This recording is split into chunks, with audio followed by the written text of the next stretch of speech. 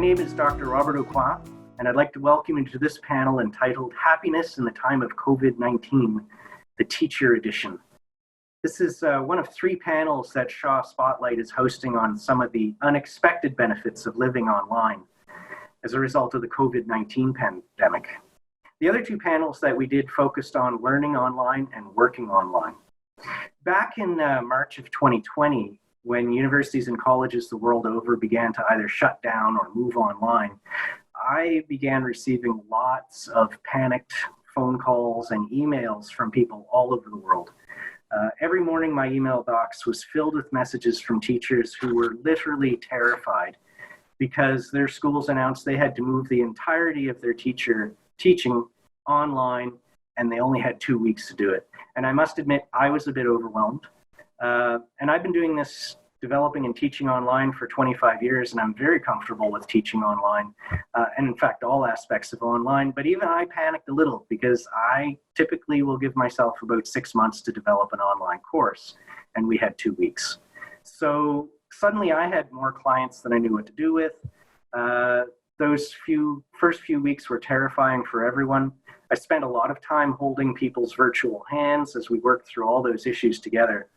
And in fact, that's the beautiful part of that story, is that we all work together. Never in my time, in my 25 years in this industry, have I seen people pull together for the common good as I saw during COVID-19. From a colleague who created a Facebook group for ESL teachers in Japan, to all my colleague friends, my consultant friends offering their services for free. It really just brought out the good in so many people. And so I wanted this panel to talk about some of those things. For me, COVID-19 has meant that I'm a lot busier than I used to be. As an online learning consultant and an online teacher with a lot of experience, suddenly people wanted to talk to me. I had already been working from home and online for a long time, since 2007, but I had to continually remind myself that most people didn't have that level of comfort. And so the question for me was, how could I reassure everyone that it was going to be okay, and how would they survive, and how would they thrive? And they did thrive beyond my wildest dreams. And that's what I want to talk about in this panel, because everyone in this panel is, I think, a textbook case of someone who has embraced the power of online teaching and really used it to their benefit. Some of you had prior experience prior to COVID-19, some of you did not. Some of you are working in the international arena and some are working more domestically. But I think it's really interesting, some of the stuff that we've talked about before, and I wanted to capture some of those stories. And most importantly, what are some of the unexpected benefits of teaching online during the pandemic? So, as I said, our goal here today is to capture some of those stories and maybe some of the lessons learned as well. So right now, what I'd like to do is get our panel involved. And what I'd like to do is begin by having each of you just simply introduce yourself. So what is your name, what do you teach, and where do you teach? Chris, could I maybe ask you to start the ball rolling on this? Yeah, so my name is Chris, and I'm the founder of the Do Re Mi for Kids Music School. I'm in Mississauga. I teach music at all levels, right from one of my specialties, which is early childhood music education. So that's kids that are birth to about 6 years old. At the school, we have that program, plus we have instrumental programs that grow out of that background. I also teach private lessons. I've taught many instruments, but right now I focus mostly on piano. As we can see behind you, the piano. And just to clarify for people who might not know, Mississauga, Ontario, Canada, because this might very well go internationally. Oh, lovely. Hakeem. All right. Hello, everyone. My name is Hakeem Subar. I run an organization called 1 Million Teachers. So we provide professional development for teachers, currently focused on Sub-Saharan Africa. I'm also a part-time instructor at St. Lawrence College in Kingston here, Ontario. I teach innovation, change management. I also started teaching artificial intelligence and entrepreneurship. And this fall, I'm going to be teaching international global business, global international business. Anyways, 1 Million Teachers has always focused on how we can leverage technology to provide education for teachers. And before now, we've always done it asynchronously. It's now been live. So my first experience teaching it live was this spring. And I do have some interesting stories to share. So I will allow everybody to introduce themselves, and then maybe when we get into the flow of things. Thank you. Deborah. Hello, my name is Deborah, and I'm outside of Tokyo. And so it's morning for me here.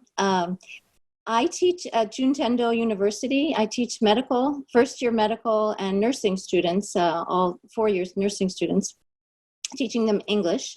My background is music and drama. I worked as an actress in New York City and a singer, and so I incorporate music a lot, so I'll have something in common with Chris. I also have my own English and music school here in Tsukuba, Japan. During the COVID crisis, I've closed that for the time being, as I found the university work has taken more time being online, but some positive benefits from that. I'm about a 4-hour commute or more each day to my university. So that's been a plus that I've been able to be home. So I'm excited to be on the panel and look forward to hearing from everyone. Thank you. Patrick. Thank you very much. My name is Patrick Ibunano. I'm currently the Associate Dean for the School of Business at St. Lawrence College here in Kingston, Ontario, Canada. Prior to that, I took on this new role in the middle of the crisis. And before taking on the role, I was faculty and professor of business analytics at St. Lawrence College. I started the program, the analytics program, with support from the team at the college about 3 years ago, and taught in the program. I taught analytics and also taught other courses in the program. And now I'm in the administrative side of things, but I'm also involved in a local organization here in Kingston, Ontario, that I lead as a volunteer, and have moved from teaching some of the members of the organization in person to teaching and delivering sermons online.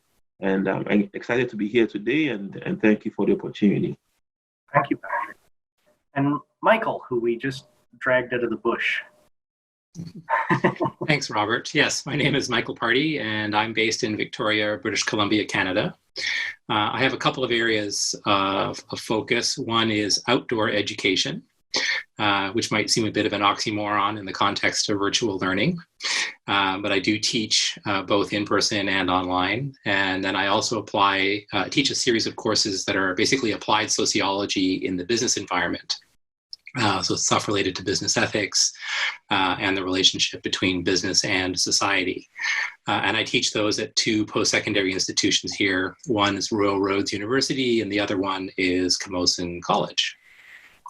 I'm looking forward to this discussion. I have to say that it's quite a remarkable group. So I feel honored to be here. Thank you. Yeah, I'm really impressed with this group. I mean, the diversity that we have here in terms of backgrounds and experiences and subject areas and levels as well.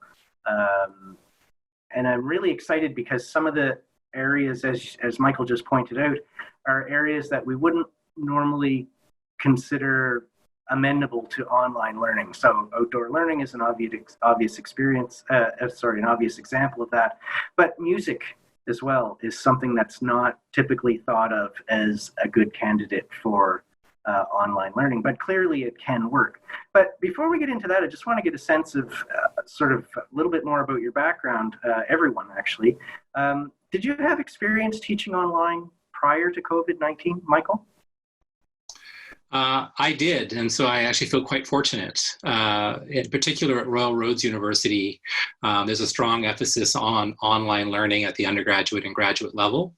And so I went through my learning curve with online learning as an educator over a decade ago. And since then, I've brought it into other programs and in other institutions. But like with you, Robert, for me, although it was a rather abrupt change, I was already pretty comfortable in that environment. Yeah. In fact, practically speaking, I build out most of my courses in exactly the same way, whether it's a face-to-face course with online support, and I do a lot of real-time optional work with many of my online students. So most of my courses are relatively seamless in both directions, practically speaking. Right, right. And that's something I think we'll get to a little later on, but that was something I noticed as well when I teach face-to-face, is I often build it as if it's an online course anyway, hedging my bets, I guess. But Deborah, I think this was your first online teaching experience. Am I right about that? It was. So here, I was on a panel recently where we talked about that it really wasn't online teaching here in Japan. It was emergency response teaching. And that we were suddenly thrown into having to teach these courses online. So our university in particular is struggling with what to do in the fall, because the nursing in particular, they need to go into the hospitals. So now they're going to have to do all of that on campus. So we are going to have some face-to-face and some continued online learning. So it was quite a learning curve, but I found that I basically did my same lessons, and I have camera experience and that kind of thing from my acting background, so that didn't intimidate me. But I'd use Zoom because I have some other publishing business that I do. So I use that with my business partners and for meetings and things. So I wasn't intimidated by Zoom, but the amount of work to put things together suddenly to be online was, and continued. My semester's finished and I'm still like digging out from under. So that was amazing because we had very little time to get that ready. What was really amazing was this online community that you mentioned. Yeah. That everybody pulled together. And I think there's thousands of people on it right now. Basically, it's mostly university teachers, but all ages, actually. And there were some offshoot groups from that, and people pulled together, and they had free seminars. I actually, we'll get into it later, but I learned so many things from other people that I will continue to use. So there's been a lot of support that in the fact we had to go suddenly online. Absolutely, yeah. Chris, was this your first experience teaching online? Basically, I had a little bit of experience with some Skype lessons when I had students that are traveling and were preparing for exams and needed some support while they were preparing. And we had been discussing the concept of online courses for the things we teach, audio production with the recording studio. But I really hadn't taught online at all. I agree with Deborah. It was sort of an emergency response, and the shift to teaching online was a massive amount of work. Right. Yeah. And that's something that we hear quite commonly, is that it's over the course of a course, it tends to be the same amount of work, but the work is more front loaded. It's up front a lot more. Hakeem, I know you had some online teaching experience that you mentioned, and I'm curious, what was the transition like for you as a result of COVID-19? So before now, like I said, I hadn't taught live online before. This was my first experience. But as a user, like I've taken tons of courses online. In fact, at the university, I opted out in many situations to take the online version so I don't have to come to class. But it works for some students. It doesn't work for all students. You have to be really self-motivated for you to, stay the course as a student. But for me, like the course that I was teaching this spring, it's really not, just like music and nursing and all of those, it's not the kind of course you want to do online if you had the option. It's really more of a coaching kind of thing. Like the students are supposed to actually be out there carrying out customer discovery exercise and all of that, and we're supposed to just come to class. And then so I interact with them, walk them through. So it's a bit strange. But I think something that I learned over time, maybe because of my background in banking, is being customer focused, and then just putting yourself in the shoes of the client. How is it going to be for them? Everybody's in, like, even the people you're trying to reach out to for immediate help, they're probably dealing with their own issues also. So I had to change my approach a bit, focusing more on a coaching kind of style online, and then trying to schedule one-on-one sessions and things like that. But honestly, if I had my way, I wouldn't do it online, but that's the situation we find ourselves, and we have to continue. But I enjoyed it, actually. So at least I don't have to go to class, So. And when I'm talking about online learning, of course, I'm not just talking about like what we're doing today, synchronous online learning. It can be asynchronous. I mean, as I said, I've been doing this for 25 years, but I've done very few synchronous courses in my day. Most of them are asynchronous, and that's for a variety of reasons. Mostly they have to do with time zone changes. I tend to have students all over the world, so you can't. If you do live sessions, somebody inevitably is going to be up at 4 o'clock in the morning, so you don't want that.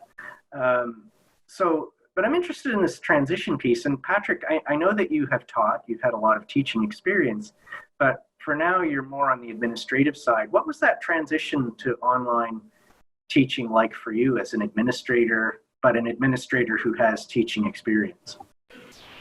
I think it was very scary. Okay. And it was very scary because, if you think about the students in the college in different courses, when they signed up to come to school, they did not sign up for online learning. Right.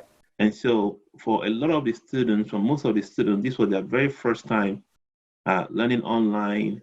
And so for them, it was scary. Like, okay, how do I manage my classes? How do I work in teams online?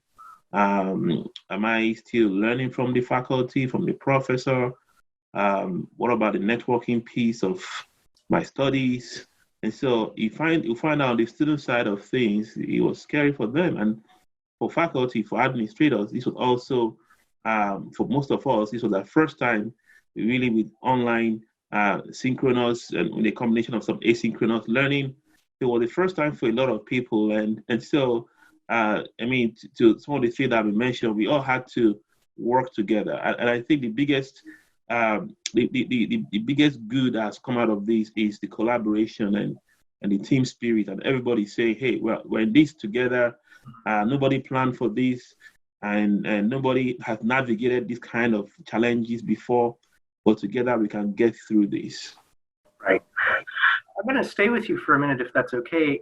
Was there anything special you had to do either as an administrator or as a teacher to make that transition? And I'm thinking like back in March, April, when this all first happened.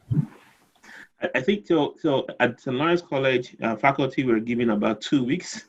Yeah. And Dr. Robert, to your point, it takes you 6 months to prepare for online learning. The one thing that, again, speaking as an administrator, because I got my new role in the midst of the pandemic, and I had to quickly switch my hat from faculty to administrator. The one thing I had to do was to communicate. I had to have several meetings with my faculty, with the professors, just encouraging them, just saying, you know what, I know it's a tough time. Because think about it, most of them were also navigating some personal challenges. Yes. Some of them, I had a professor that, his kids were in the front line. They were health workers. And so he was concerned about their safety, about their health. And he was also in the age group that was at risk with regards to being susceptible to the COVID-19 virus. And so he was handling some personal things, and he also had to handle his students and move curriculum from face-to-face to online. And so I think from an administrative perspective, I had to communicate and over-communicate and reach out to each of the faculty as much as I could, check in with them, and just encourage and say, you know what, it's a tough time for everyone. You can get through this. We're in this together. Let me know if I need anything. The other thing I had to do was to ensure that any barriers were removed and any resources that faculty needed were provided as soon as possible. And so I had a lot of support from the leadership at the college, just to make sure that, again, we provided all the resources that they needed ASAP. Were we 100% successful in doing that? I wouldn't say yes, but I think we did our very best. Yeah. And I'm really glad you did that. I mean, so I found myself doing a lot of workshops for colleges and so on, like I said, around the world. And mostly what they wanted to hear was all the technical parts. How do I do this? How do I do that? How do I do this? And so I would do that. But within about the first 15 or 20 minutes of the workshops, I had a slide that said, okay, let's talk about you now. Let's focus on your health. What's going on in your life? How are you guys doing? And I could see the second I would get to that slide, everyone's eyes became like big saucers. Suddenly they went, oh yeah, actually, you know what? We do need to worry about this, right? And so I'm really glad you raised that, because I was concerned people were forgetting about that a little bit. Michael, sorry, go ahead, Patrick. No, if I could just chip in something, and I think that's what's unique about this online teaching experience for both, the teachers and the students, is that this was being delivered in the midst of a pandemic. Yes. And so for some folks, they weren't even sure if they'll be around tomorrow. I had a student that, woke up one morning and discovered that their housemate had the virus. Mm-hmm. And this is an international student. Her parents are, in a different country. And so right away, she's in a panicking mode, like, oh my goodness, am I going to die? Her parents were panicking. So for that student, if you talk about, grades and studies, that's not important at that point in time. They just want to make sure that they're able to survive the crisis they're finding themselves in. Yeah. Hakeem, did you want to contribute to that? I saw you. You have to unmute your mic. No. It was when Patrick said a student got infected, and that just kind of got me off of, wow, I didn't know that you were dealing with that. Yeah, well, and I was sort of smiling because I actually know the case that he's talking about. And it was really scary. I won't go into any details, but there were a lot of things going on behind the scenes to try and deal with that student, because she was scared to death. Like, it was quite frightening. So yeah, and kudos to Patrick and his team for having dealt with that whole situation so professionally. I mean, if you've seen situations like that before and you deal with them professionally, well, that's one thing, but we had never seen anything like that before. So that was brand new. So it was quite interesting. Yeah. So kudos to Patrick and his team for that, for sure. Michael, was there anything special that you had to do to make this transition? I know you were teaching online before, but it was still a different scenario.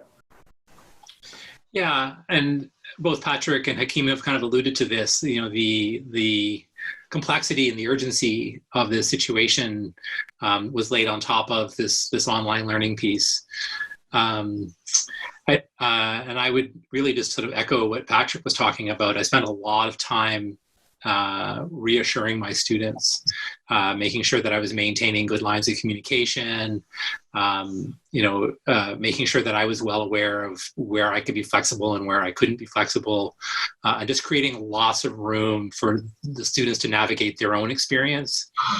And it was I teach teachers as a part of my work in outdoor ed. And so, one of the things that we've been talking about, because I've been teaching over the summer, is that, good learning is full contact, right? It's a human activity. It's something that we do on our own and together. And so often, we kind of carve off the emotional and the kind of personal side of learning. We tend to think of it as content and capacity or competence to do various things. But, what COVID has revealed, I think, is sort of the humanness of the activity of learning. And I guess the situation with the student was clearly upsetting, but also it's an opportunity to kind of lean into our humanity. And so I see this as an amazing opportunity to kind of just come back to and rethink why we teach and how we teach. And I would say that this is one of those opportunities. And I was really thinking about Deborah and teaching nursing students, because of course that's a frontline activity. It's a fundamentally human and relational activity. I can't even imagine sort of learning how to do nursing, without having contact with people. And so, this raises, I think, all kinds of interesting questions. And some people have been critical of online learning because they say, well, it's dehumanizing, it's distancing. And I'm not convinced that that's true. I think you need to think differently about how you teach and how you connect. And, more and more now, I'm very conscious when I do program design work. I build in a relational layer of design. I don't just design for content. I spend a lot of time thinking about how and where and what kinds of relationships I establish with my students. And I find that that's just really important. And in fact, in many cases, those relationships are more durable than some of my face-to-face students. It's a funny thing to say, but I'm able to have a more personal one-on-one relationships with more people in an online environment than I can in a class. Yeah. Because most of my work is asynchronous, and so most of my communications with students is in one-on-one or in small groups. Yeah, and I've noticed that too. And again, I've been doing this for a long time, and it Hakeem made a very good point a little while ago, saying, online learning is not for everyone. And that's true. It's not for everyone. But it really does rankle me when I hear people say, oh, online learning is terrible or it doesn't work. And my reaction to that is, you can't make blanket statements like that. It may not work for you. It may not have worked in that particular context. You may have gotten into a really terrible online course. But we've all taken really terrible face-to-face courses as well. Okay. But we would never say face-to-face learning is terrible just because we had a bad course, right? And so we really do need to find that balance. But you had raised a good point, Michael, about Deborah, and I'd like to send it over to Deborah. You're right. Nursing is a very personal and tactile thing, right? And so what sorts of special things did you have to do, Deborah, to make that transition? Well, I don't teach the nursing courses. I teach the English courses. So what's happened is that the nursing faculty has had to put all of their nursing lectures on video, so on on-demand style. But what I did a survey actually at the end of the semester that somebody put on our Facebook community. And I said, I want to do this with the students. So I had the students in breakout rooms interview each other, like just in groups of 2. And then I had them do a speech to report what they had learned. And so it was really interesting. So it was their experience of online and what worked for them, what didn't. So they had mixed feelings. Some of them were really happy. We don't have a dormitory for the nurses, so they are all commuting, like me, to campus. So sometimes an hour and a half, as much as 2 hours to get to school. So most people were happy about that. I found a huge difference between the first year's reaction to being online and the second, third, fourth year students to being online. So I taught a group of third year students, and they were, doing the lesson. It was a small class, and they were doing the lessons sitting on their bed or and it was an advanced reading course, and we had short Zoom meetings, and they had some breakout rooms where they did activities, and I said, how is the online thing? And they're, oh, it's great. It's really, really great. I can take my classes when I want, and I get all of their stuff was on demand. They had to come to campus for some activities, I think, they have a simulated patient ward. So they had to come to campus a few times for that training because they could not go into the hospitals this year. The first year students inevitably said, I want to go to campus. And the medical students were supposed to live in a dorm, which is pretty rare in Japan. And the dorms, always everyone complains about the dorms, that they're terrible. It's out in the countryside and everybody hates it. And everybody's from Tokyo and they want to go back to the city. This year they were saying, oh, I heard we couldn't go to the dorm. And I cried. I was like, I really wanted to go to the dorm. So they, what I found that was really amazing was that I had almost no absenteeism. Everybody showed up for classes. If they couldn't get to class, they were like panicked. I can't, my Wi-Fi has failed. I want to come to class. I want to be in class. And they were really grateful for the Zoom classes in English because they had a chance to make friends. They said, I really want to come. Inevitably, most people said, I really, really want to come to campus in the fall. But I'd like to have some online so we don't have to constantly do that traveling. But I found that for the nursing student, the medical students, the first year, they have to do mostly non-medical studies anyway. They get all of that out of the way, the core studies, physics and biology and English and so forth. So their medical learning wasn't affected for the first year students. The nursing students immediately go into the hospital from the first year. So it's been, I think, difficult, maybe more difficult for the nursing faculty than on my part. I mean, I had a lot of work to do, but I found that the Zoom classes could work for them and that they could get into rooms. Sometimes we'd finish the lesson early. I'd say, just stay in the breakout room and make some friends and just talk to each other. So happy to do that. So yeah, it was a mixed bag, but the nursing students are really, in Japan, we say majime. They're very serious and diligent, and they kind of roll with the punches. They're like, yeah, this is difficult. And I kept praising them, like every lesson. I say, I'm so proud of you guys. You guys are like, really, this is difficult. It's difficult for everyone. I'm really proud of how you're handling this. And so I kept saying, we're in this together. It hasn't been easy for anyone. So. And I found that really interesting because over the years, I'm not working in healthcare now, but I have done a lot of work in healthcare over the years with nurses and physical therapists and so on. And the reaction I typically get, and this predates COVID by years, but the reaction I typically get from those students is, I'm in nursing because I'm a tactile person, so I'm not going to do this stuff online. So I was just imagining that transition just philosophically was going to be painful for them, but it sounds like they really rolled with the punches. Yeah, that's great. And Chris, I am curious about the music piece because this, I mean, I've designed courses in so many different topics over the years, but I've never done music, I have to admit. So what sorts of special things did you have to do to make that transition? Well, coming from a point where we had absolutely no experience, we had to start from scratch, right? From picking the platform, learning how to use the platform, teaching the teachers how to use the platform. One of our goals, we did it in a week actually, because we only had March break. One of our goals, because we deal with families with younger children, school-age children, one of our goals was to be able to provide them with some sort of stability. That, everything else has changed, but your music class is still the same time with your same teacher. Yep. And so we did it in quite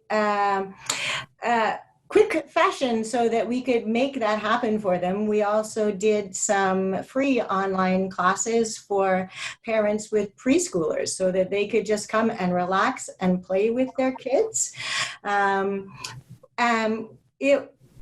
The biggest challenge, I think, for us, because we had never done anything online, was that we teach with a lot of manipulatives and visuals and movement activities, because our goal is not just teach you to play that piano, our goal is to teach you music. Yeah. And suddenly we couldn't just hand out this game for them to review their triads, or we couldn't just pick up these flashcards and hand them out and play that game.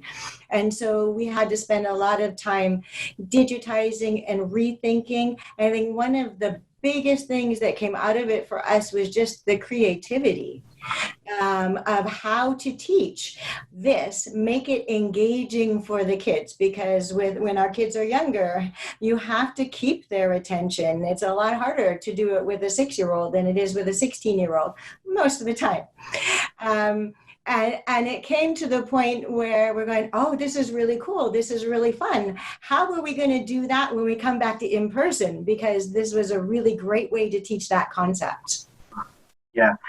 And now that I think about it and listening to you talk, I realize there are two things that you're doing that are sort of beyond my experience. One is the music piece, and the other is working with very young kids. And my only experience working with young kids online is during the pandemic with my own kids. My younger daughter was 11, which isn't even as young as the kids that you're dealing with. And it was really challenging because I'm used to dealing with most of us. I'm used to dealing with adults. And I remember trying to sit on my daughter's bed and go through some of the online stuff with her. And I would ask her questions as if she were a third-year philosophy student and say, well, what do you think of this? And well, what do you think about that? And I remember at one point she looked up at me and she just said, can't you just tell me? And it's like, okay, yeah, all right, I'm sorry. You're not a third-year student. I get it. I'll tell you. I'll tell you what's going on, and I'll make it simple for you. But it took an 11-year-old to get that through to me. One of the things that I found most interesting, particularly with the preschool age kids, was the transition and how they dealt with the screen. Mm-hmm. It went from something that I look at and it entertains me to something I use to interact with people. And particularly out of those free classes that we gave for the families with the little ones, they would sit back, but then suddenly they're coming right up to the screen to talk to me, and they're bringing me their toys to show me, and they're coming up and kissing me goodbye. And it's not quite the same as getting that hug, but it was just, and week by week, I saw the kids getting more and more comfortable using technology as a way to connect. And just from that experience, we built into our classes with the older kids more opportunities for them to connect. And then I would find that rather than me facilitating them doing games with each other, they'd be talking to each other. And I just sit back and go, guess my job is done. I think everyone else will agree with me on the panel. I've never once had an undergrad want to kiss me goodbye. Am I correct? Does anyone disagree with me on that one? No, I didn't think so.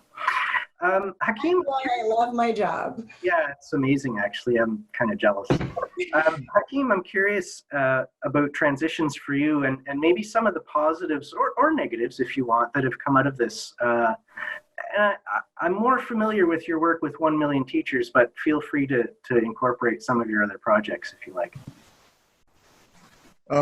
So I think, I don't know how familiar you guys are with this saying that which of these people has been most responsible for innovation within your organization, the CEO, the Chief Technology Officer, COVID-19, and the overwhelming answer is COVID-19.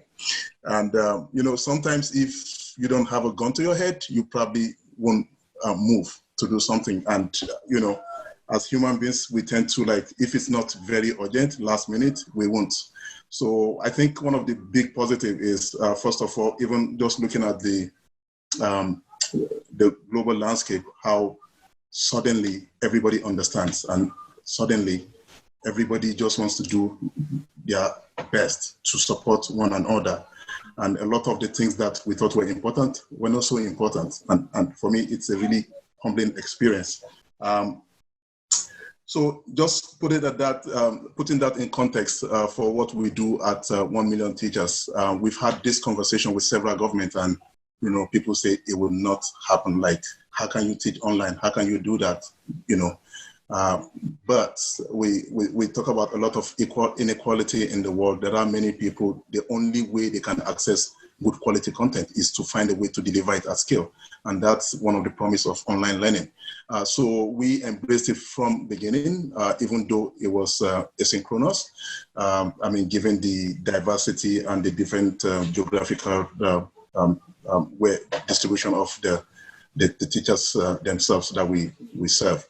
But coming back to what I do at St. Lawrence College, I think that everybody understands now there's an emergency, and I think people will be less understanding as we go into what we call the new normal. People are going to be less understanding. I think we human beings were really wired for human-to-human connection. Technology can help significantly in that, but it also has its limits. So, and I think this is something we all need to begin to prepare our minds. A student who is very understanding because of COVID may not be understanding in full if I don't deliver a very fantastic experience. So I'm really kind of paying attention to what is going to happen, like, just trying to get the signals as to how people are going to take this going forward. But what I see is that what we have right now is not going to go away. People have already tasted the benefit of online learning. I think it's going to be with us in whatever shape or form for the foreseeable future. Yeah, and I think your comment was interesting about, all the things that we're doing now, really as a matter of course. 6 months ago, people were saying, that's impossible, you can't do that. That'll never work. No, you can't. I mean, as I keep saying, I've been doing this for a long time, and the number of times I've heard, no, you can't do that, it's impossible, we can't do that, or that might work for you, but it'll never work for us. And now I'm sitting back, honestly, with a very smug going, I told you so. I've been telling you for 25 years that this is possible, and now you're doing it. I actually don't say that because I would get into trouble, but I want to say that sometimes. So I think that's really interesting. And I also think your point about, some of this stuff is going to be here to stay even after COVID-19 is long gone, because I think some people are finding this to be a really good experience. I have a PhD student that I work with in Mauritius, which is a lovely tropical island off the coast of Madagascar. And so we have semi-regular meetings. And our last meeting, the man was sitting on a beach with his laptop. And I asked him, are you seriously having a meeting with your PhD committee on a beach? And he said, yeah, why not? I don't have to, I'm not allowed in my office at the university, so why not sit out on the beach and enjoy myself? And I just thought, yeah, he's right. Why not? So that's amazing. Yeah. Patrick, I'm going to push you again a little bit on the administration side, if that's okay. What are some of the positives that you're seeing in your teaching online? I mean, if there are negatives, let us know about that too. Yeah, I think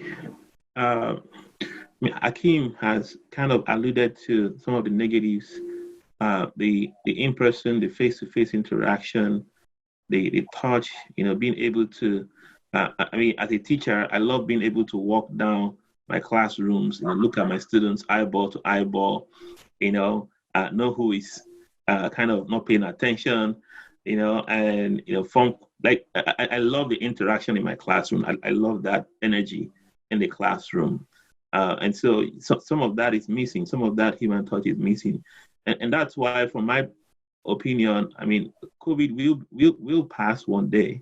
This will all be over. I believe that we will always have that in-person, face-to-face interaction when it comes to learning. And so I think that's the biggest negative. I think there's been more positives than negatives. I think some faculty, some teachers have come to discover that, hey, I can do this stuff. I think there was a lot of fear and a lot of concern in regards to online teaching and delivery. And yes, it was a lot of work for some teachers and some faculty, but I think some of them have come to say, you know what, I can do this stuff. I can be good at this kind of thing. And so their confidence has gone up. Some have become more adept at using some technological tools. And so we've seen that positive of exposing the both faculty, staff, and administration to a world that we haven't been fully exposed to before. I think that's a great positive, seeing what's possible.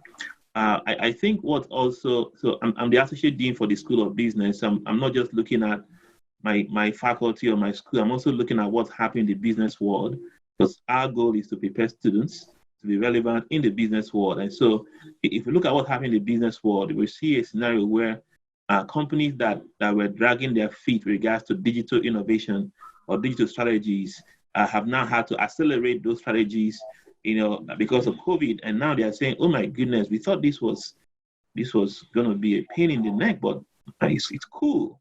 Yeah. And for various reasons. I mean, some of them are looking at it from a cost perspective and say, hey, we can reduce expenses greatly by adopting, digital technologies, by going digital. We can increase revenue.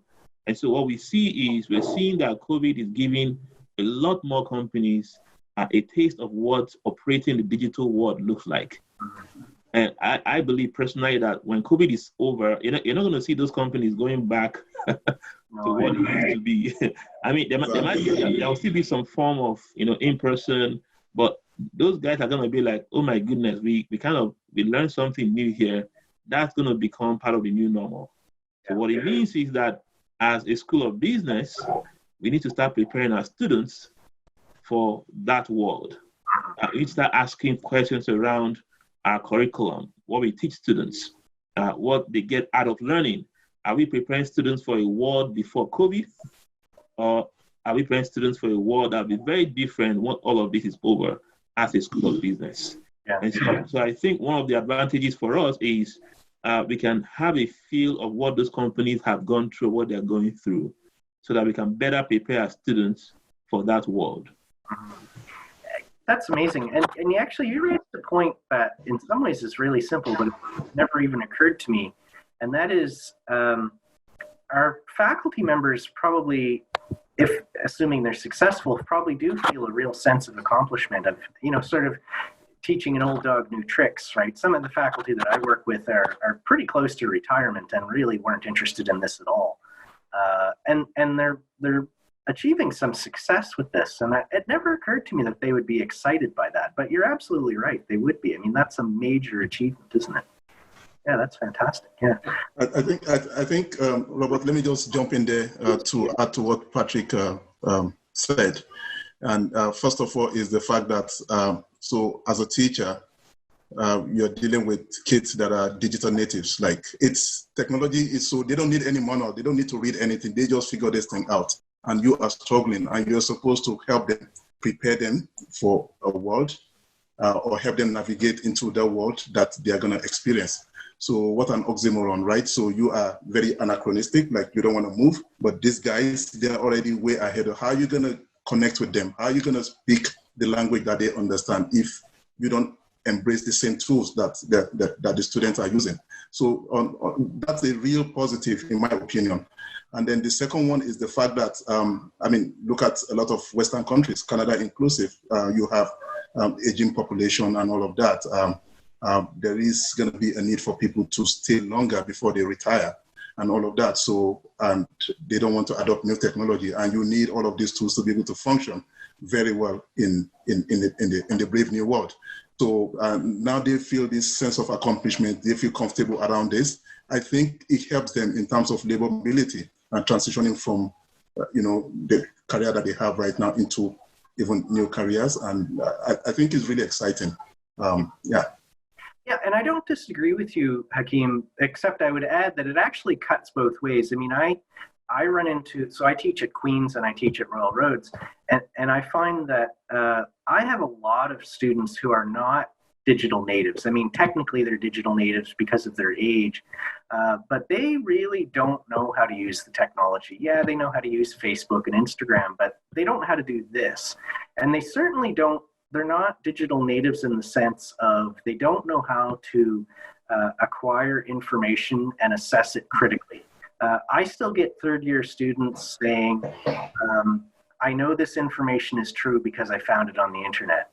And whoa, like, no, that's not good enough, right? So, and conversely, I do know, let's say more seasoned, more senior professors, to put it politely, who are very technologically savvy. So you're right, there is that kind of cross-fertilization and using and learning new skills to move forward. Where I would disagree with you is that it's a function of age, because there doesn't seem to be, there seem to be as many older people that are really comfortable with technology and younger people who are not, as vice versa. So, but yeah, excellent point. Actually, when I said digital natives, I was referring to the kids, the teenagers, the Generation Z, the TikTok generation, the people who really go after Yeah. You know what I mean? Like, Yeah, I do know what you mean, and I see the same thing. And in particular, I saw it because I also do work in Africa, as you know, in Zambia, and I actually saw it there when I was last in Zambia. It was the students, the teenagers, that seemed to be struggling with the technology, not the profs. The profs were fine. But the teenagers, yeah, if you wanted them to look at a YouTube video, they were fine. But anything beyond that, they weren't able to do it. Not that they couldn't do it. I mean, that's my job, is to train them how to do it. But the profs, they got it immediately. So yeah, I do agree with you, but I'm not convinced it's a function of age. Chris, did you want to jump in there? Yeah, I did want to jump in, just with Hakeem's point. And I deal, as you know, with the younger group, and they are all technologically savvy. You got a child under 1 that knows how to swipe and find pictures and things. What I found was the creativity to engage the kids. It gave us an opportunity to introduce those platforms that they are dealing with every single day into part of how we teach them. And I think that is a great positive, because especially as you get older, sometimes as a teacher, you kind of get set in your ways, but the kids change. Yep. And the way I teach now is not the same way I taught 25 years ago. And just the impetus to include those sorts of things in how we teach, I think, was a great positive coming out of this experience. Thank you. I quickly just add too, I think part of this is a conversation about the function of how certain technologies are designed. And I think it's fair to say that a lot of the learning technology, for a variety of legitimate and not so legitimate reasons, is not as robust or as intuitive as a lot of the mainstream commercial material. And so part of the reason that a lot of students struggle with using, insert your favorite learning management system here, is that it's not intuitive. It's built on more archaic and hierarchical structures, for example. And it does speak to and this goes back, I think, to Patrick and Hakeem's point too, is that, I think 2 things. One is that we need to move closer to a world where we're lifelong learners. Technology changes fast enough these days that people who are successful with technology, whether you're 6, 16, or 66, is your ability to learn that new technology, relatively quickly. And I think one of the other consequences is of this COVID thing is that it's sort of showed the weakness in the educational system as it's currently structured. We're very much in this stand and deliver content expert at the front of the room, delivering information to students. And I think part of what students are figuring out, and this is the trap, but I think actually I see this as a positive, so I'm going to say it. It's decentering the educator. And I think, people who are serious about working in education over the next 25 years needs to really think about the skills they bring and the content that they hold on to, because pretty much all of that's available for free online. And it's especially true in the business world. I also teach at a business school, and I look at sort of the proprietary information that in theory some instructor is bringing to a class on strategy or marketing or accounting. That's largely being overwritten by online information resources, and in some cases those resources are quite able to make perfectly reasonable and predictable decisions around the less complicated problems. Yeah. I think that is a really powerful idea, Michael, about this idea of lifelong learning. I mean, my favorite quote is from Alvin Toffler. I mean, when we were young, starting out teaching, for us, literacy was basically, can you read and write, and can you do basic numeracy? And Toffler says that the illiterate of the 21st century will be people who are unable to learn, unlearn, and relearn. And I think that's exactly what we're seeing right now. Patrick, you wanted to join in? No, I was going to build on something Michael said around, and I think you also kind of talked about that or mentioned that around lifelong learners.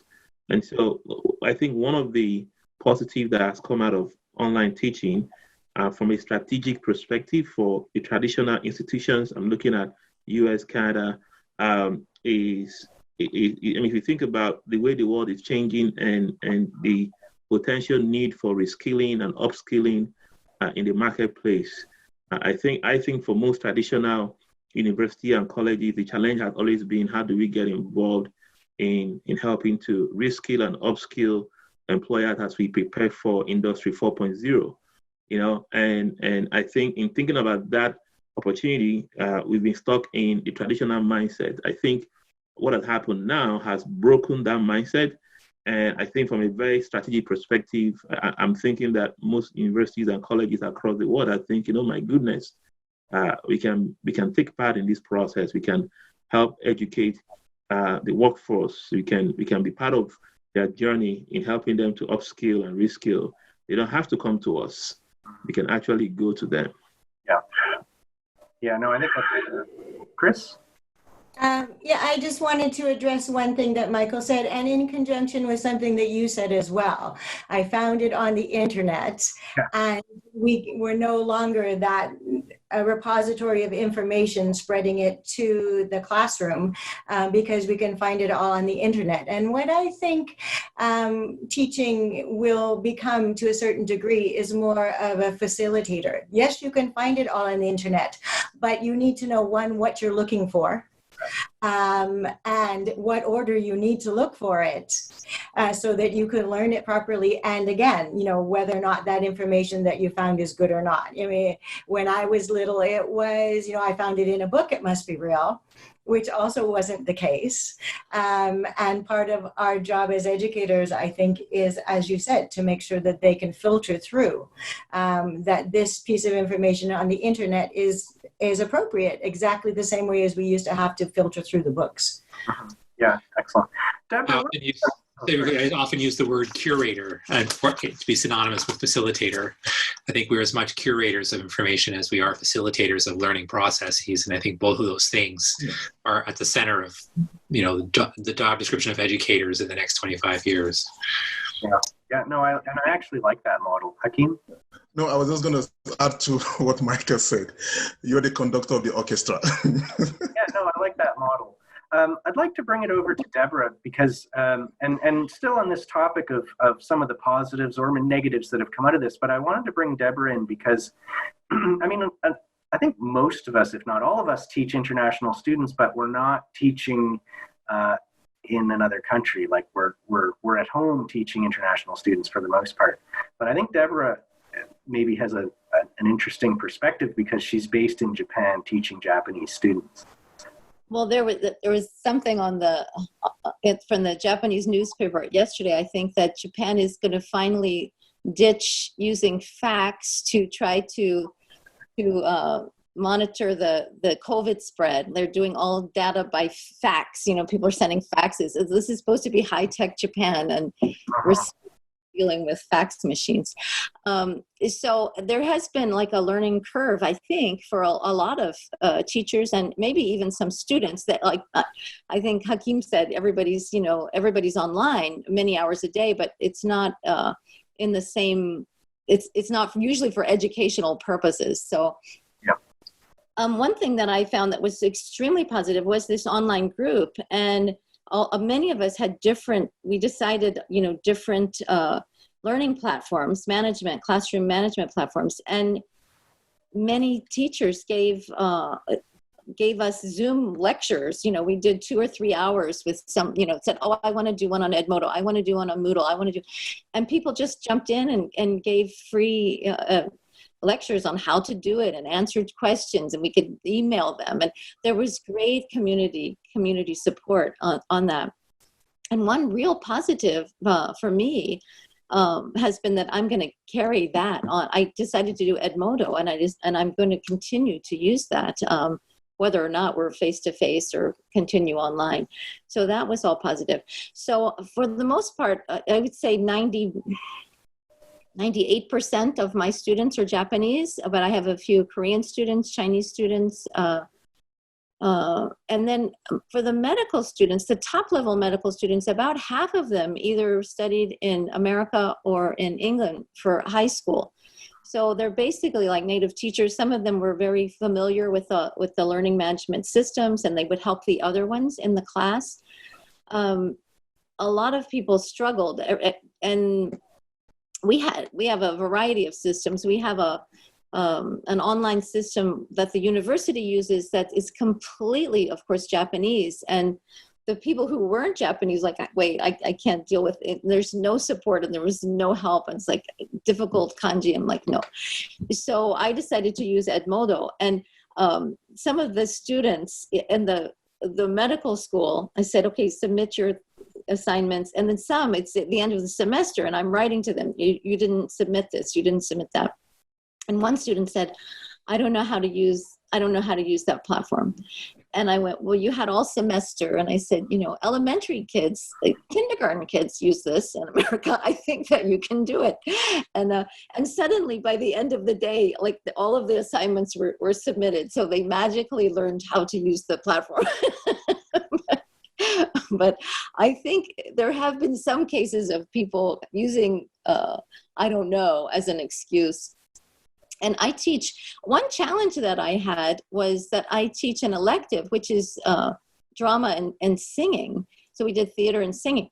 And the singing, I always do it in class with them. And I was like, this is hard. So I had them send me videos, and I would critique them and send it back to them. The upside was that I gave a lot more individual, which took time, but a lot more individual attention to students, and things that I would send them voice memos, do it like this, this would be more helpful for you. And they sent me monologues that way that, people had internet connections that wouldn't work, and mine often would drop out. So we had our challenges, but, and I had an interesting case of, I put them into groups of about 5 students to make a commercial. And always they were able to go out on their own on campus or wherever in the community, get together and make their commercial. And I had one group, and they were a variety of levels. It's an elective. So I had some really top level English speakers and really low level English speakers in the same group, because I just put them randomly together.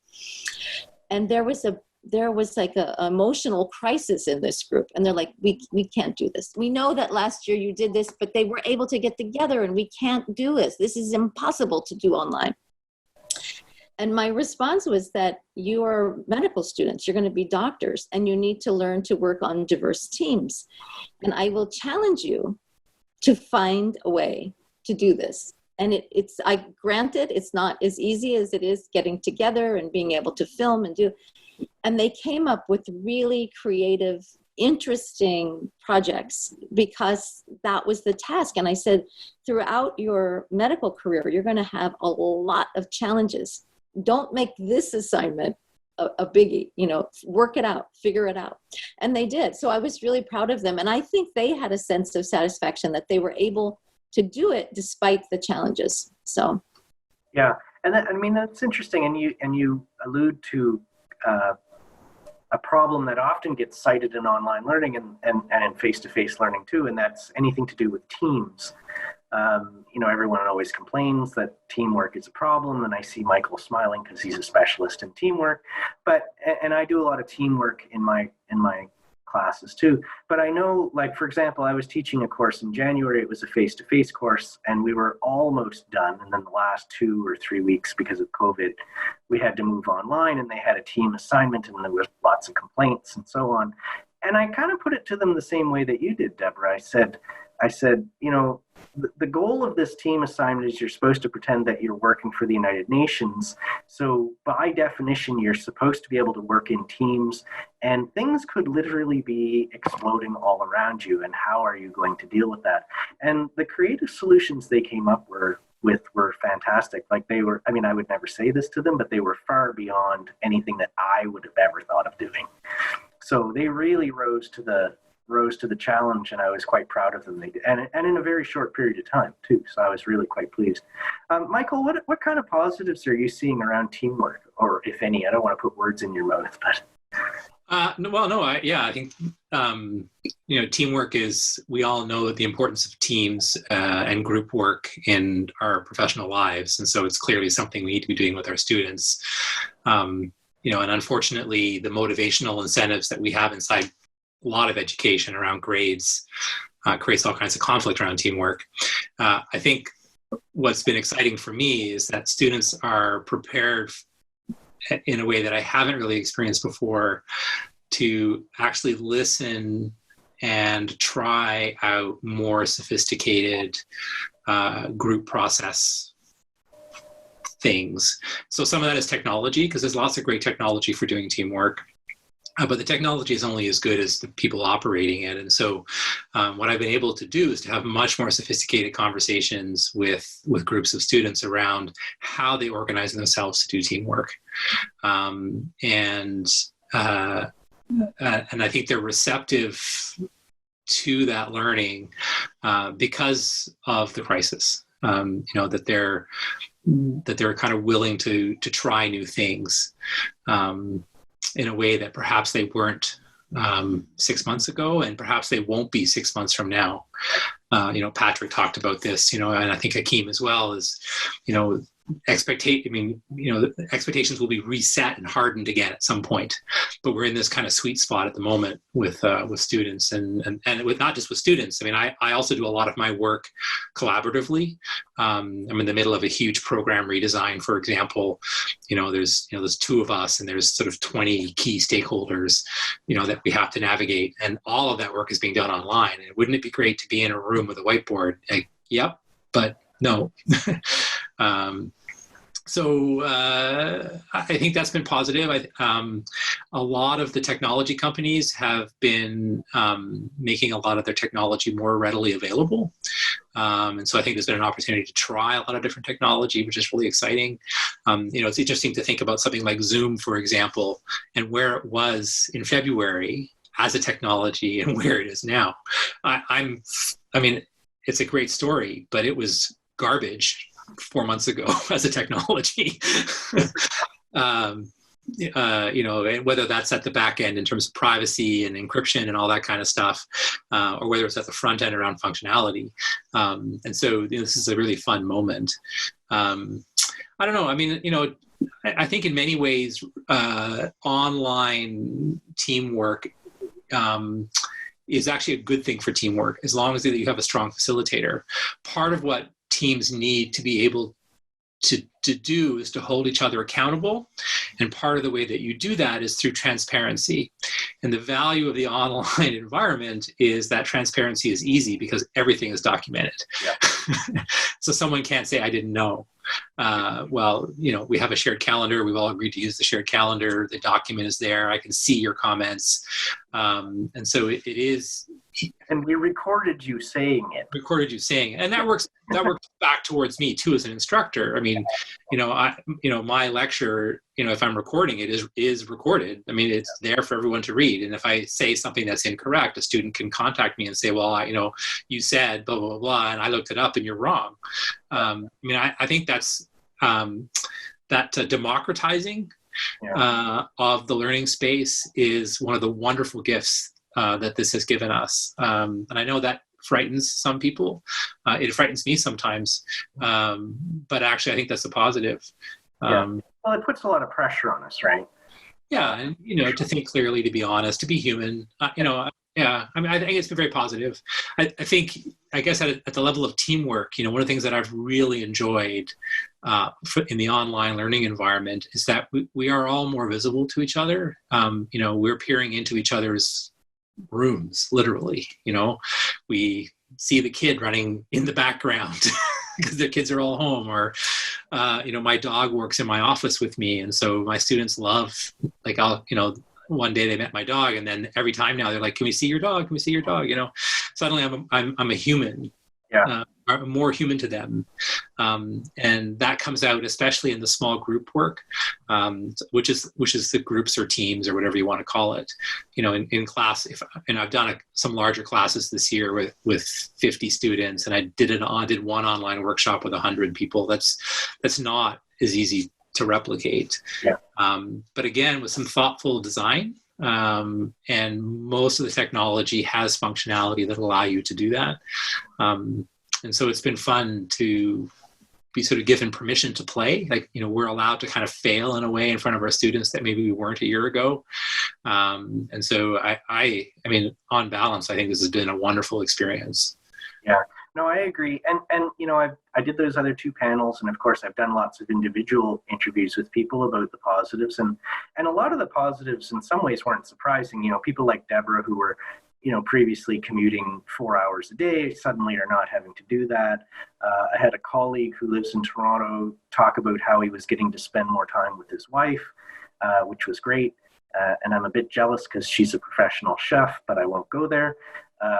So, lots of things like that. People are saying they're eating better, they're getting more exercise. On a pedagogical level, we've had students say that they actually prefer being online because in a classroom environment, there's a lot of pressure. The prof will ask a question and you're expected to answer immediately. And they're like me, like my brain doesn't function that quickly.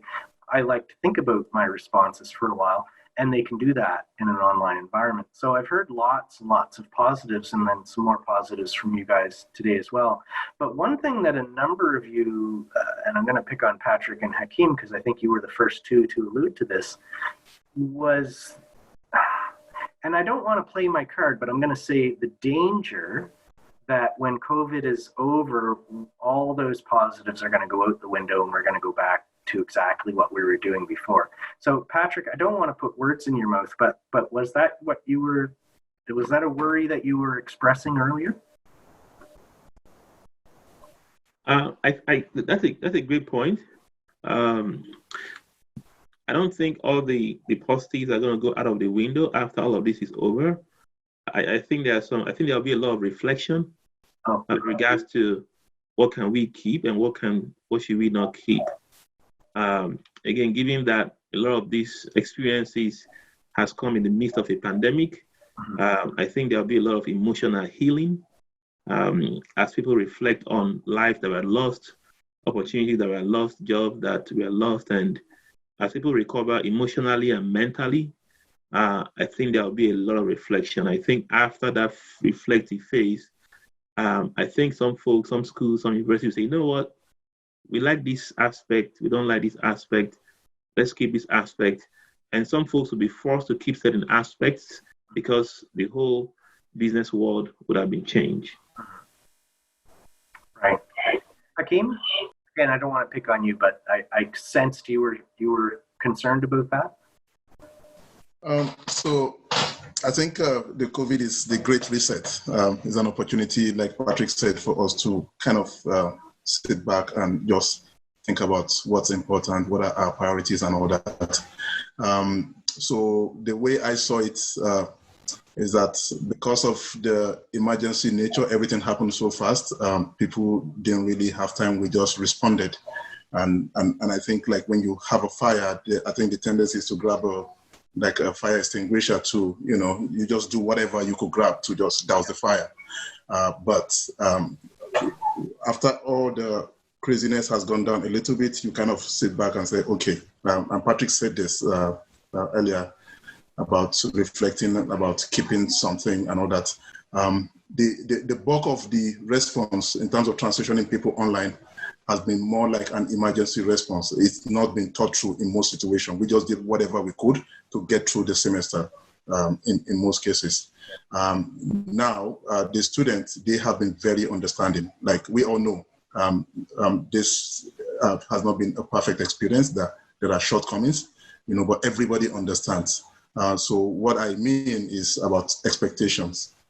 Can we continue like having this kind of emergency response situation going forward, or we need to sit down and properly reflect as to how best to enhance or leverage this opportunity to enhance the experience. And I'm a firm believer in the goodness that can come with using technology to achieve so many things. But I know that fundamentally, there's something about the human that we're designed to connect with one another. And there is some kind of energy that we get, even for people who are introverted. There are moments where they want to at least, see other people and all that. So that's kind of what I'm looking at. So if we would have this hybrid kind of thing, what is it going to look like?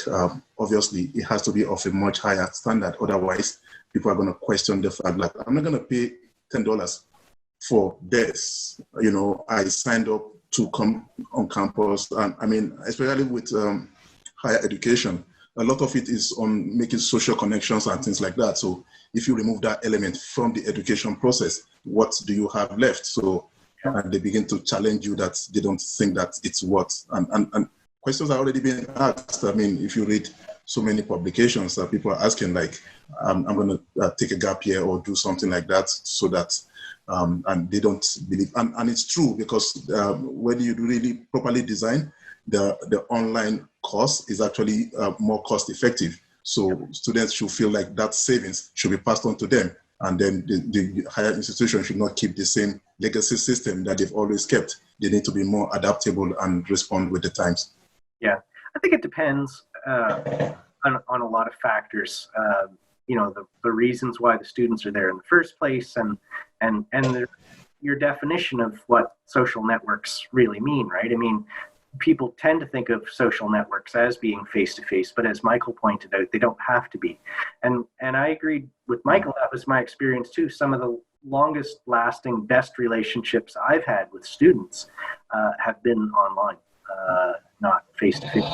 But I like this idea of reflection that Patrick raised, and I agree. I think we're going to have to go through not just one, but many phases of reflection over the next months and maybe years. And for all of us, except perhaps Chris, this reflection is going to be as an organization, right? I mean, in my case, it's not going to be as an organization because I work on my own. But not much, I don't think, is going to change for me, because I've been living as if it's COVID-19 since 2007. The only difference for me is that there are other people in my house all of a sudden. So there's not really a whole lot of difference for me.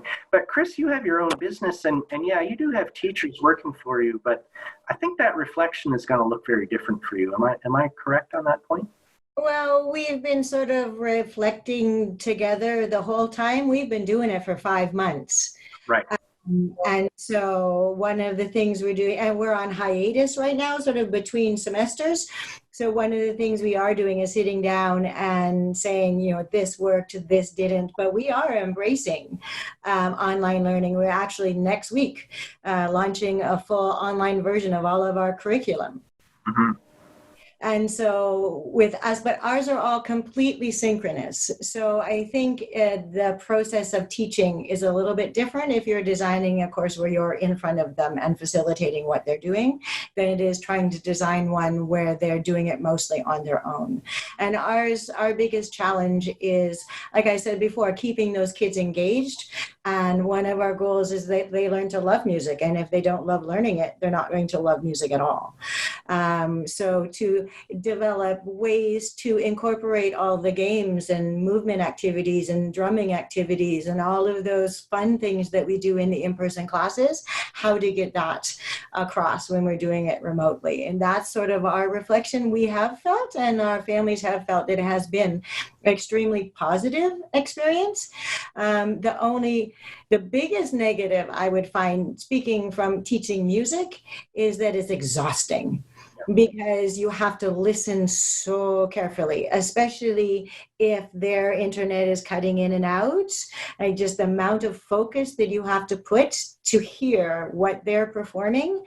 And even when you're teaching anything that has any sort of physical movement, which would be the same with any sports, is you can reach over and you lift their wrist.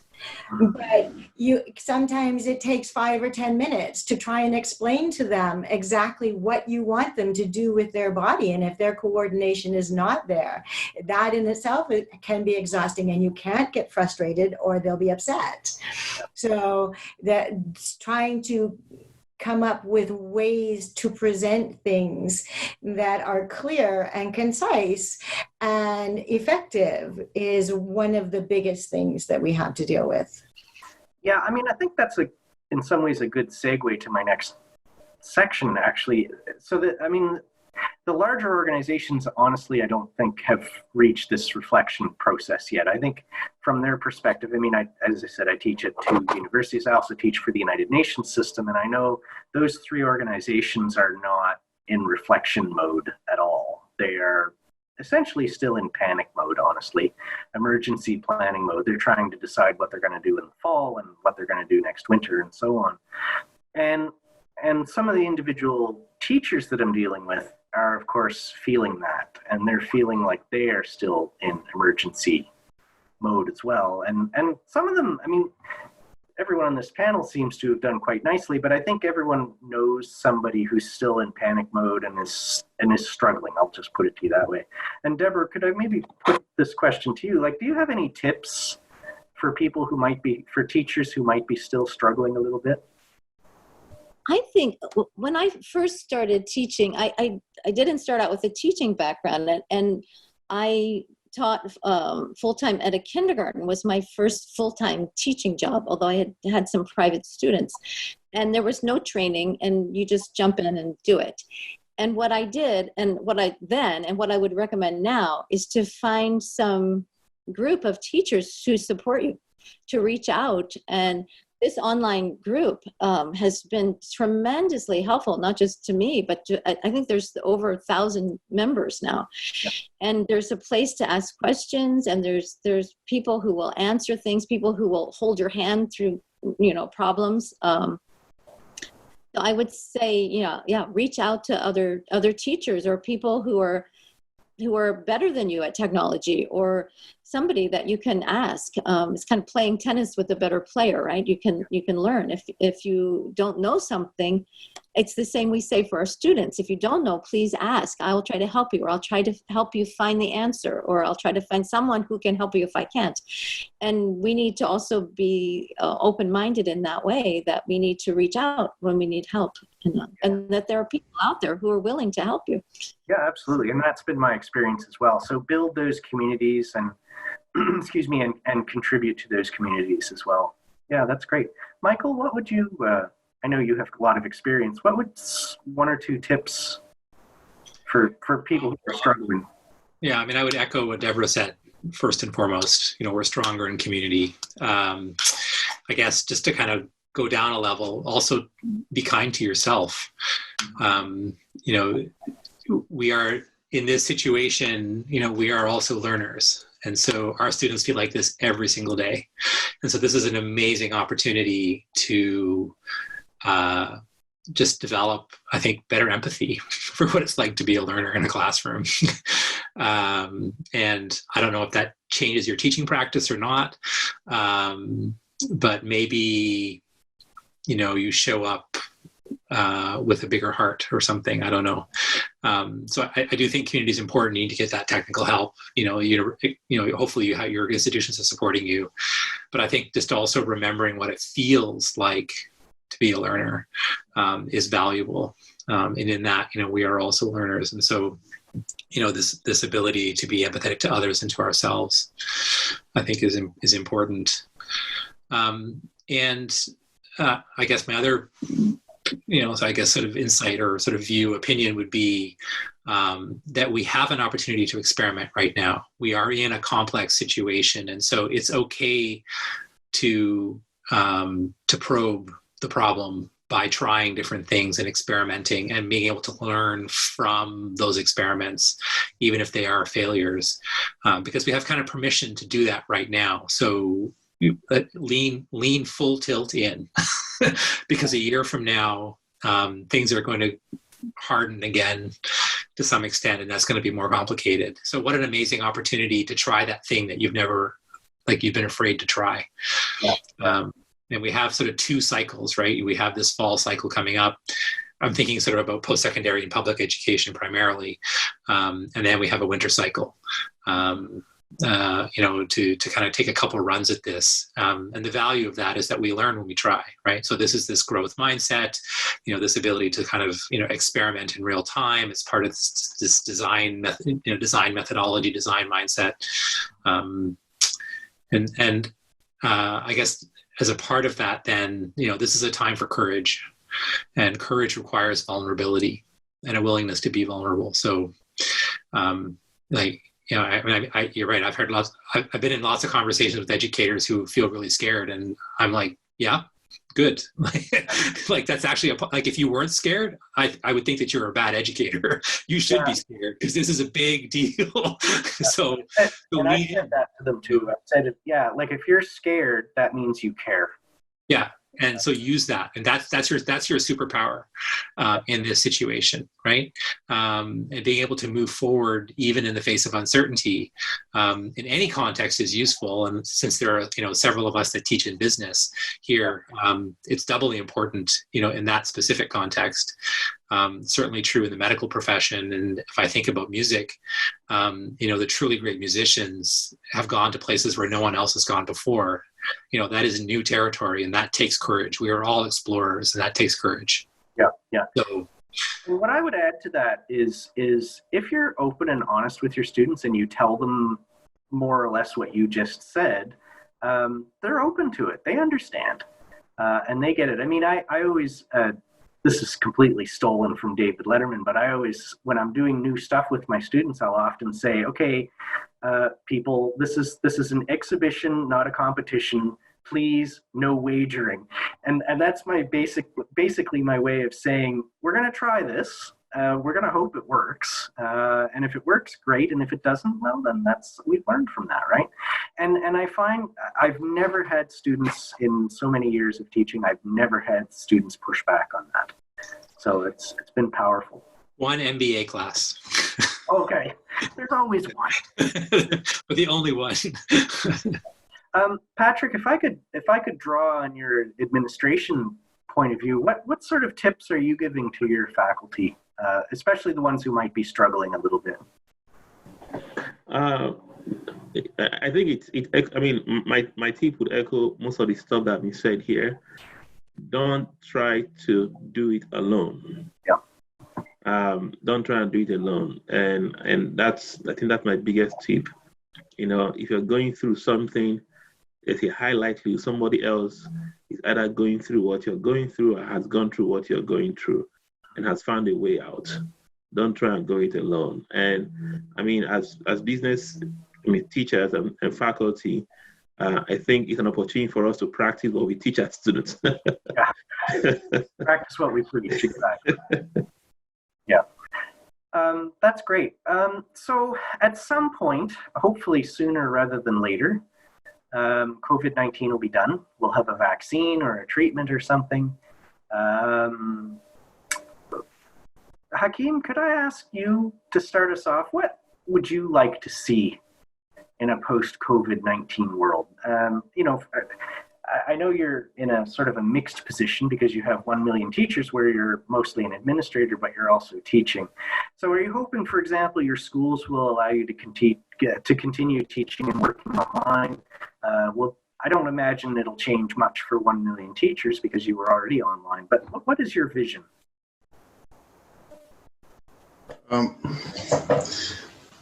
I think one of the things that I have observed, and it's really heartbreaking when a lot of the teachers we work with are not able to pay their rent. They're losing their job because the schools are not open. It's really heartbreaking to be in the middle of that, receiving requests for help, and in a period where you're also dealing with your own issues and all of that. But I think the saddest part of it is the fact that the gap in terms of educational attainment, the inequality gap has extended. So many more students have dropped out of school, and the government, most of them have no clue as to what to do. Unfortunately, many people are just grandstanding rather than just be courageous enough to admit that, yes, we don't have the answers to this to the problem. So I don't know. Honestly, I really don't know what it's going to look like. For us, we're also trying to figure out stuff. How are we going to emerge from this? And what is it going to look like? I think the advice from me, myself, will be to be as open-minded as possible, be adaptable. as much as possible, and then just begin to look for ways to be even leaner than we are right now. We're actually a very lean organization, but how do you begin to strip all of the excesses and leave the bare essentials, so that we don't even know if there'll be a second wave or a third wave or something. And we also, like, if you look at the history of pandemics, the frequency is getting shorter and shorter. Who knows, maybe another pandemic is going to come, or it might be somebody even weaponizing a virus or something like that. So I think that's the advice for me. Just let's to be adaptable, and this, I think, applies to both individuals and institution. In terms of relevance, I think the approach that we have always worked with, we're going to be more relevant for sure. A lot of people have now realized, unfortunately, that there's an alternative to face-to-face learning. So I think that's the big positive, and I'm hoping that just that demand is going to push the technology significantly further in terms of making interaction even better. I think the big drawback with online learning is interaction when it comes to one-on-one. So maybe with the push, with the demand increasing, a lot of people are going to jump into the fray to develop new technologies that make it more interactive. For several months, Patrick and I, we've been talking, and he's been helping us think through this, leveraging virtual reality and AI, and because that's his thing, right? So how can we begin to take that experience right to this student, the people that we're working with? So I don't know, it's a brave new world, I think. Right. Well, we'll see. Deborah, what's your vision moving forward post COVID-19?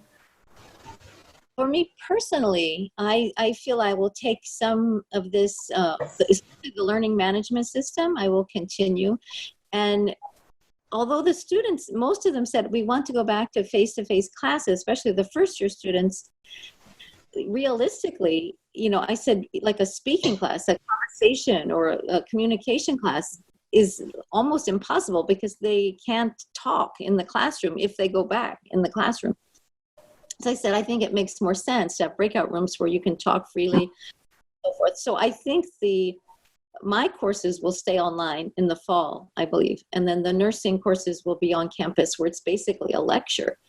So I think their vision is that it's going to be like interactive and they can talk to their friends. But actually the university policy is that they have to have a mask, sit far apart and face forward and don't talk to anybody. So it's not going to be an ideal world, certainly in the fall.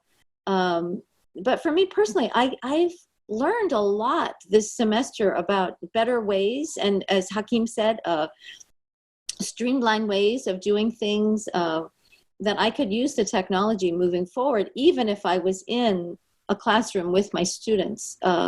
And I miss the energy, of course, of being together with them, and things that I would wing in the past, and I say, okay, I have a class in 10 minutes, like, okay, but I can't do that anymore. So I have a lot of lessons that I've done over the years, and I say, okay, I'll pull this one out today. And I have to do a lot more preparation for the online, especially for online games. I do a mystery game and they have to talk to each other, and I had to send everything out to people individually. So there's a lot of preparation time that I didn't have before. But a lot of things worked really well online, and sending them off into breakout rooms to prepare a presentation. They could talk freely, they could work on their slides, and I would pop in and out, and giving them more autonomy to work on their own. And I think that I will probably continue to do that going forward. So there are some good things, I think.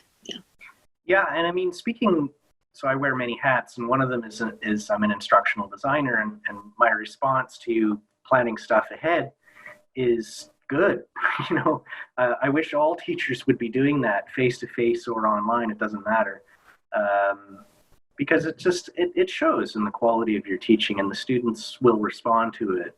Maybe not right away, but over time they will respond to it for sure. So I think that's a great vision. Yeah. Chris, what's your vision post-COVID-19? I think online learning is here to stay. And there are a number of things that are great about it. One for us particularly is that the borders are gone. You know, I now have students all over the world. And what I would like to see, particularly for the younger ones, is just a rethinking of how we can use this opportunity to teach better. I think with the younger kids, it has to be more synchronous learning. I think we have to embrace that because young kids asynchronously are being taught by their parents.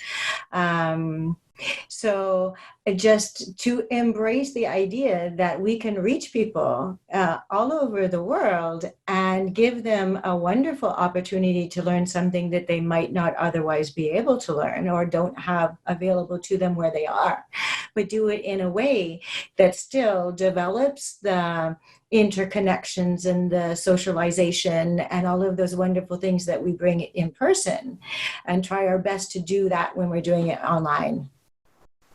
Great, thank you. Michael, what's your vision? I guess my optimistic vision would be that we have seen in Canada many of the hidden injustices as it relates to access to education and digital technology and online learning. And so my optimistic vision would be that teachers, institutions, and various levels of government in the next 3 to 5 years work to kind of reimagine the digital infrastructure as a common good, so that more people across this country and from various socioeconomic and cultural backgrounds have an opportunity to learn online and not be further marginalized in various ways. I think, that's the thing that has most upset me about COVID and then the online learning response, is that I've come face to face with those inequalities in my students in a way that I may have been intellectually aware of, but hadn't really, I think, understood, felt. And I'm happy to say that in the institutions that I teach in, there's a very positive response in the crisis. And I hope that those become durable responses. Practically, this means things like having a sort of a lending library of hardware, laptops, for example, subsidies for access to the internet and those kinds of things. I am stunned at the number of students that do all of their work on their phones, not because they want to, but because they have to. And when I assign, a 2,500 word essay, and someone's typing that out on a smartphone, we're all educators. We understand like how remarkable that achievement is. The fact that that assignment gets in on time and it's of any kind of quality at all is remarkable. So my optimistic vision is that we learn and lean into and address some of these inequalities as it relates to digital infrastructure and online learning, because then I think we can achieve the full potential of online learning. Yeah. Well, and even aside from online learning, I agree with you, and you're right. Conceptually, we knew those gaps were there, and I wrote a whole dissertation about the gaps, and so conceptually, I know what they are, and we all know what they are. But in some ways, COVID-19 has really shone a light on what those gaps are, and I'm not explaining this very well, but they sort of formulated those gaps in a way that I think they're solvable now. We've sort of gone from a conceptual problem to a practical problem, one that's at least potentially solvable. So again, in some ways, yeah, it's terrible, but I actually see it as a positive if we can keep the policymakers and the administrators in line and that they're open, as I think they are, to solving some of these problems. So yeah, I agree. I think that's great. I want to open it up to you just for a few minutes. I do have my eye on the clock. But is there anything that anybody wanted to say or ask that I didn't get to? Deborah, I saw your hand go up. Yeah, I wanted to touch on what Michael was talking about really being empathetic to our students and the situation. when I studied in New York City, I studied at one point with Stella Adler, and she wrote a book, and one of the first quotes that she says in the book was, teaching is a heart-to-heart activity. It's not head-to-head activity. And I think that there's been so much empathy on both sides throughout this, that's a huge plus in this. I actually feel much closer to my first-year students than I have in the past, because there's been endless emails and a lot of contact with them, with problems and different things. And I feel like I know them better than I have some students in the past. For English it's not their really course of study. They're studying nursing or they're studying medicine, but I have a real contact with them. So that's, I think that's a real plus. And so as we move forward, it's like kind of like we all went to camp together or something. It's like we have this shared experience, and I will teach them again in subsequent years. So I feel like we have more of a bond, and that's really good. And then I feel also a empathetic bond with the teachers who have helped each other. So I feel that, on an emotional level, I feel that this has brought people closer together and to be more vulnerable and open and to talk about things. So I think that's a plus. Yeah, that's wonderful. Thank you. I saw, was it Hakeem? Did you want to add something? I was actually, I wasn't, but I wanted to just echo what Michael and Robert, both of you guys said around, and Chris also alluded to that. About the positive and then the gap, understanding it from beyond an intellectual level. I have witnessed this in Canada. I mean, the way the conversation around inequality has come to the front burner, and how, you would think that maybe government, they don't respond that well, but in this case, I've seen significant response and the conversation and people really, government really taking action. Whether it's enough, it's a discussion for another time, but I think the fact that this happened is, and is bringing or exposing all of these issues that we've all been in denial about, I think it's the biggest positive from this pandemic. And it's an opportunity for us to course correct and make the needed changes to ensure that we don't have this kind of situation into the future. Yeah, I'm with you completely. And I've been accused repeatedly of being naive, but I agree with you in the sense that at least we're talking about these issues now, because 6 months ago, you couldn't get politicians to talk about these issues. And at least we're talking about them now. And so to me, you have to start somewhere. And so I think, discussing these issues and as Deborah was saying, being vulnerable and open to talking about these issues, I think is so powerful. Absolutely. Yeah. Does anyone else want to contribute something before we wrap up? I don't want to cut anyone off. That's all. I just want to thank all of you. This has been inspiring. Thank you, Robert, for organizing it. Thanks, Hakeem and Chris and Deborah and Patrick. It's been wonderful hearing and learning from you. Yeah. I look forward to talking again in the future, hopefully. Maybe we're part of a new community. Yeah, well, I think you've given me some ideas for new panels. So stay tuned. Let me just conclude by thanking you all so much for your time. And the really wonderful insights you provided today. I get a little bit arrogant sometimes because I have been doing this for so long and I'm so old now. I can sort of count the number of times on my hand that I've had the chance to have frank conversations with fellow online teachers about our experiences. You would think it would happen all the time, but it really doesn't. And people forget that professors are people too. And that came up in the conversation earlier, in this conversation today. And they really forget that online professors are people too. There's something about that distance that makes people forget sometimes. They seem to think that because we're online teachers, we're actually computers, and we're devoid of thoughts and feelings. And so I really appreciate your input today. It hopefully is a wake up call to everybody that we're not computers, that we are human beings on the other end of the computer. And so I'm sure that I know I learned a lot today, and I think the audience learned a lot today as well. And if I could just draw maybe 2 or 3 themes that I picked up from our conversations. One is that, we do have choices now, right? People 6 months ago didn't realize we had choices. It was always, oh, we can't do that, we can't do this. Well, we can.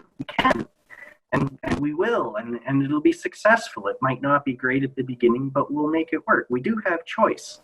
And the second key to that is we have to persevere. It's not going to be successful the first time around. We have to try things. We have to talk to each other. We have to work within our communities and so on. So I think those were kind of key messages that came through, and I think I'm going to carry those through with my future teaching and consulting work. So, Michael, Chris, Deborah, Hakeem, Patrick, thank you so much for your time and all the stories, and I wish you all the best in the time of COVID-19. Thank you very much.